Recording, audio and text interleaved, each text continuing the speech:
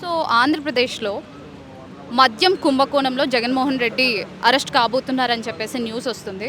So ఎందుకు అంటారు? ఎందుకు అని అంటే అయితుండ్రు కదా, అవ్వబోతుండ్రు అని కాదు, అయితుండ్రు. పబ్లిక్ మొత్తం అదే స్టాక్ ఉంది, అంటే పబ్లిక్ మొత్తం అదే చెప్తుంది, అయితుండ్రు అని చెప్తున్నారు. ఎందుకని అంటే తను అలా చేయడం ఇట్లా తప్పే కదా, అలా చేయకుండా ఉండాల్సింది కదా, కానీ తను చేశాడు, అందుకని అరెస్ట్ అవుతున్నాడు. ఇప్పుడు బెయిల్ మీద రావాలన్నా కానీ, ఒకవేళ వచ్చినా కానీ తను మళ్ళీ కోర్టుకి వెళ్ళాలి, అన్నీ వెళ్ళాలి, అన్నీ తిరగాలి, చేయాలి, ఇవన్నీ ఫార్మాలిటీస్ ఉంటాయి. తను రావచ్చు బయటికి, మళ్ళీ వెళ్ళినా మళ్ళీ బయటికి తీసుకురాగలుగుతారు అంటే తను. ఇప్పటికే చాలా కేసులు అయితే ఉన్నాయి కదా జగన్మోహన్ రెడ్డి. ఉన్నాయి, తన మీద చాలా కేసులు నడుస్తున్నాయి ఇట్లా ఇప్పటికీ. తను ఎవరు పట్టించుకోలేరు అప్పుడు, ఎందుకంటే పవన్ కళ్యాణ్ అప్పుడు లేరు కాబట్టి అప్పుడు ఎవరు పట్టించుకోలేరు. ఇప్పుడు తను వచ్చాడు కదా, ఇప్పుడు అన్ని కేసులన్నీ బయటపడతాయి, తను వెళ్ళడం ఖాయం అండి.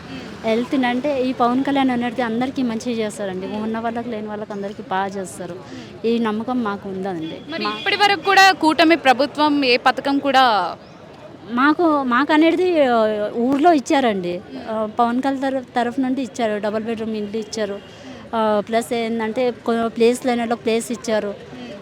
మా అత్తగారికి అంటే మా ఊరు వరకు మాత్రము, మాది ఇక్కడ సైడ్ మహబూబ్ నగరు, మా సైడ్ మాత్రము పింఛన్ లేని వాళ్ళకి పింఛన్ ఇచ్చారు. జగన్మోహన్ రెడ్డి ఉన్నప్పుడు మేము చాలా ఎంటబడ్డా కానీ మేము చాలా ఆఫీస్ చుట్టూ తిరిగినాము, అన్నీ తిరిగినా అని మా వాళ్ళకి అని కాదు, అక్కడ సైడ్ వాళ్ళు ఎవరికి సరిగ్గా పింఛన్ రాలేదు.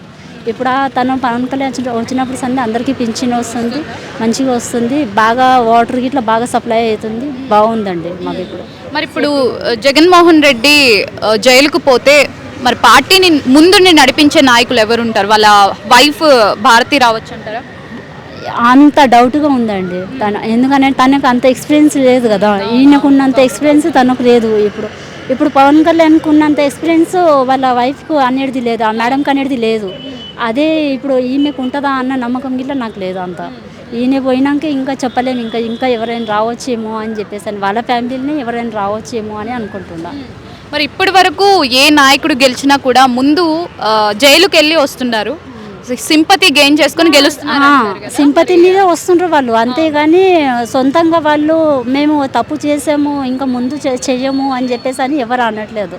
వాళ్ళంతకు వాళ్ళే వస్తుండ్రు, అంటే ఎవరు సింపతి మీద తీసుకొని వస్తుండ్రు ఆయన బయటికి, అంతేగాని ఆయన చేసింది ఏమీ లేదు. మాకు అందరికీ రేషన్ కార్డులు ఇస్తామన్నారు, అది ఇస్తామన్నారు, ఇది ఇస్తామన్నారు, ఏది లేదండి. అంత ఫేక్ అయిపోయింది మొత్తము. ఇప్పుడు పవన్ కళ్యాణ్ వచ్చినప్పుడు మొత్తం డబుల్ బెడ్రూమ్లు అవన్నీ మొత్తం రిజిస్టర్ చేసేసారు మొత్తం.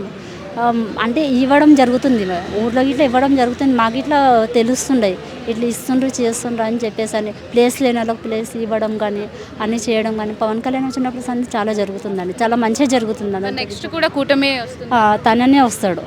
నెక్స్ట్ పవన్ కళ్యాణ్ సీఎం అయ్యే ఛాన్సెస్ ఉన్నాయా? ఉన్నాయండి. లోకేష్కే ఇస్తారా సీఎం? లేదు, పవన్ కళ్యాణ్కి ఇస్తారు తప్పకుండా. ఆయన అసలు ఆయన ఆ పొజిషన్ అసలు రాజకీయంలో రాకముందే తనకు అంటే పబ్లిక్ అంతా సాయం చేసినవాడు, ఇప్పుడు ఎందుకు రాకుండా ఉంటాడు? వస్తాడు, తప్పకుండా వస్తాడు, ఆ నమ్మకం మాకు ఉందండి. Thank you. ఓకే.